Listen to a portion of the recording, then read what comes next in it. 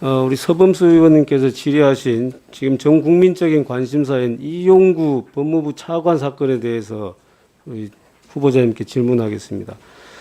경찰청이 지금 행안부 소관이고, 그다음에 우리 후보자님이 법사위원 때 이 부분 특가법 개정 때 관여하셨기 때문에 그 견해나 소신에 대해서 묻는 것이니까 성실히 답변해 주시기 바랍니다.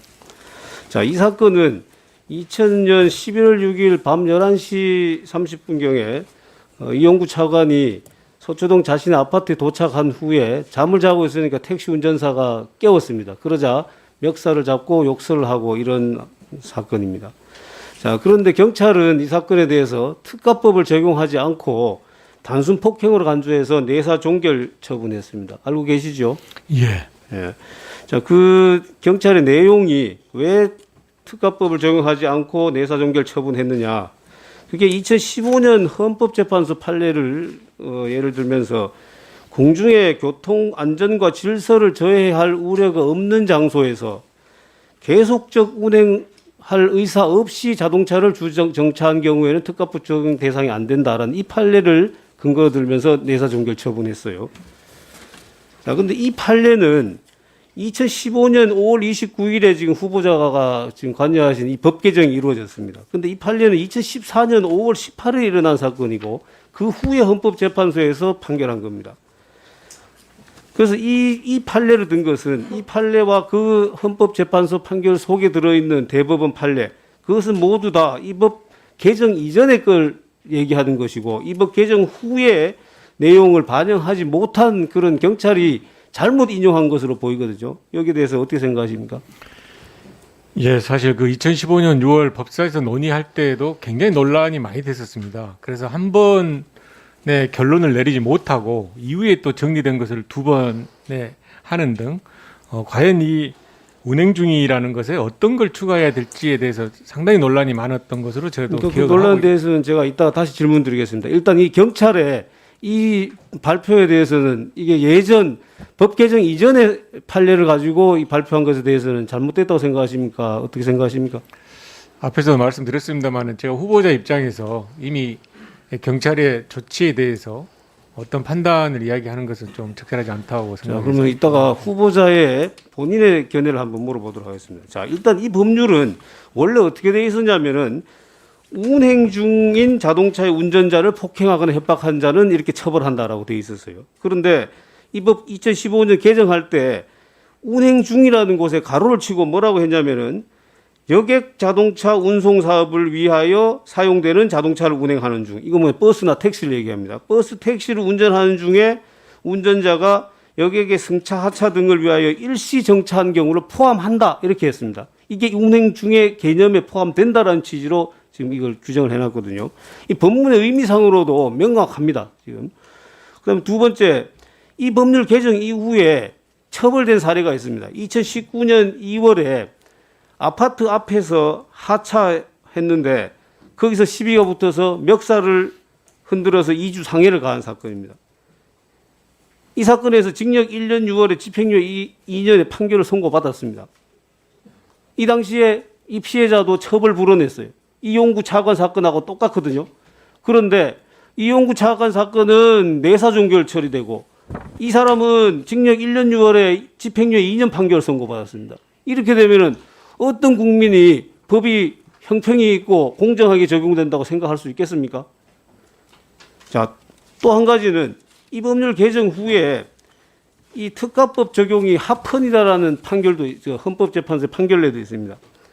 이 헌법재판소에서 뭐라고 판결을 했냐면은 여객의 승하차 등을 위한 일시 정차의 경우는 요금 시비 등 대중교통 이용 과정에서 다툼이 가장 빈번하게 발생하는 상황이라고 볼 수 있고 일반적으로 계속적인 운행이 예정되어 있어서 주행 중인 경우와 공공의 안전에 초래한 위험성이 다르다고 보기 어렵다. 즉 주행 중인 경우와 마찬가지로 처벌한다는 의미로 이게 헌법재판소가 이미 판결을 했어요. 자, 이런 지금 여러 가지 상황을 보면은 이 경찰이 얘기한 그 논리도 잘못됐고 결론도 내사 종결한 것은 잘못됐다고 보이거든요. 자, 그다음 또 한 가지 더 말씀드릴게요. 이때 이 2015년 법률을 누가 발의를 했냐면 우리 당 김성태 의원이 발의를 했습니다. 이때 제안 이유를 보면은 뭐라고 되어 있냐면 이렇게 되어 있습니다. 사업용 버스와 택시 기사에 대한 폭행 사건들이 굉장히 많은데 이 폭행 사범이 14,000 뭐 이 정도 된다고 그래요. 2010년부터 2013년 사이에. 그런데 단 100명만 0.69%만이 구속돼서 처벌받았다. 처벌이 굉장히 약하다. 이게 왜 이러냐? 특가법이 정한 운행 중인 자동차의 범위를 자동차가 실제로 주행 중인 경우만으로 매우 협소하게 해석하는 것에 원인이 있다. 그래서 제한 이유를 뭐라고 했냐면은 버스, 택시 등 사업용 자동차의 경우에는 승객 승하차를 위해서 정차한 경우도 이 특가법 5조의 11항의 운행 중이라는 개념에 포함되도록 하자는 것이다. 이렇게 제한 이유를 설명하고 있습니다. 이때 왜 이러한 법률이 나왔냐면요. 이 운행 중이라는 개념에 대해서 대법원 판례가 지금 해석을 이렇게 하고 있었습니다. 신호등으로의 일시 정차한 경우, 신호등에 이거는 처벌된다. 운행 중으로 볼 수 있다.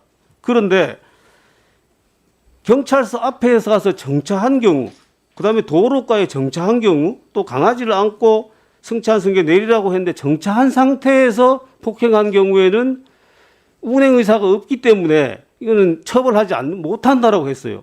그래서 이 법률에 의해 이 법률을 발의하게 된 겁니다. 이런 경우를 처벌하기 위해서. 자, 이때 당시 우리 전해철 후보자님이 법사위원으로 이 법 개정에 참여하셨죠. 그때 보면은 이렇게 얘기를 했어요. 전해철 위원이 개정안을 만들면 향후 다툼 없이 해결되는 거다라고 얘기를 했고 2013년 대법원 판결은 이게 뭐냐면 저거 조금 전에 인정되지 않는다라는 겁니다. 강아지 안고 탄 승객한테 폭행한 경우, 내리라고 하니까 폭행한 경우, 정차한 상태에서 폭행한 경우입니다. 이 대법원 판결은 운행 중에 운행 중의 개념을 개정안처럼 해놓으면 이런 판례가 안 나올 거다. 이렇게 얘기를 하셨고요.